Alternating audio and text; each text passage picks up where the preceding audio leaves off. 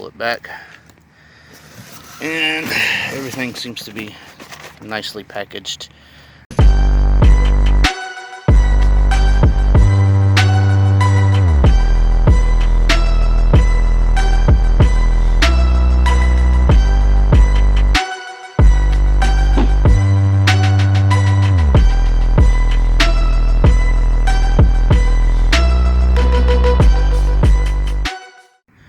Already got the bands off of it. Paid $75 at Harbor Freight for Pittsburgh.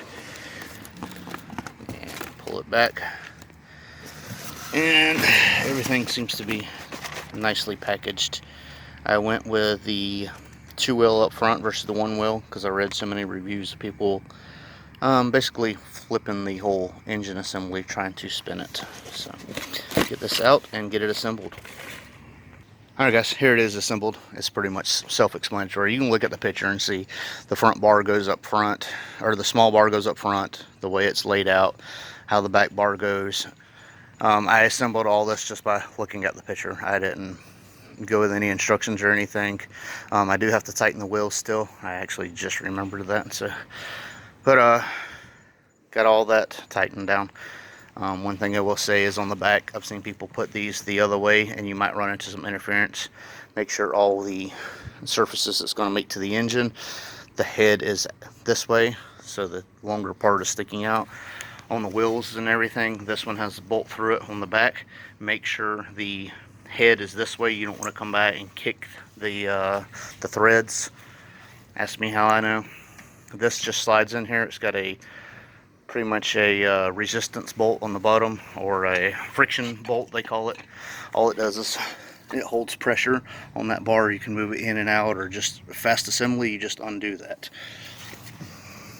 But like I said, everything is self-explanatory. I mean, these wheels won't fit back there, these wheels won't fit up here, and yeah. And like I said, I got the 2-wheel up front because people was having issues with a 1-wheel. It would fall this way and it would just fall over and they'd spill their build on the floor or whatever the heck they was doing, mess up a set of heads. One dude crushed a set of headers doing that. So always get the two. I think the difference was $30.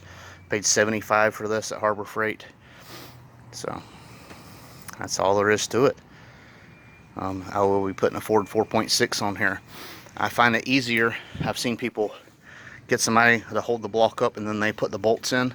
I find it easier to pull the pin, pull this whole assembly right here out, put it on the engine, and then lift the engine and slide it in.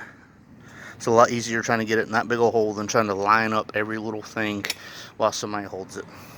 I can actually do that one person. Bolt it up, pick it up, slide it on. You're done. Alright guys, I got my 4.6 engine up on the stand, so I can start working on it. It has a pin. It sits pretty even. It's pretty easy to turn by itself. Turn it all the way around. There's the bottom shot. You can line back up the pin. So that way when you're working on it, you don't have to worry about it flipping. Now I can put my weight on this. It don't look like it wants to tip or anything. My one thing I guess I could complain about is they actually painted this part and it spins in here, so you get some paint gall. I'm gonna next engine, doubt I'm gonna do it this engine, but this should be like a polished machine surface. So if you buy one of these, I would suggest taking this coating off and using something like grease on it, because like you can see right here, the paint is already galling up and that might cause an issue down the road. It's not an issue now. Like I said, I can still turn this engine by myself, but it's just one of them things that I definitely need two hands for, and I feel like if that was polished it would go a lot smoother. I do notice also that it goes easier one way than it does the other way. I don't know if that matters or not. So, but once I can get both hands on it and spin it, it spins fairly easy. Well, like I said, I do believe if this was not painted, like two polished surfaces, the inside of this and outside of that, with some grease, I feel like you could do it one-handed with no issue.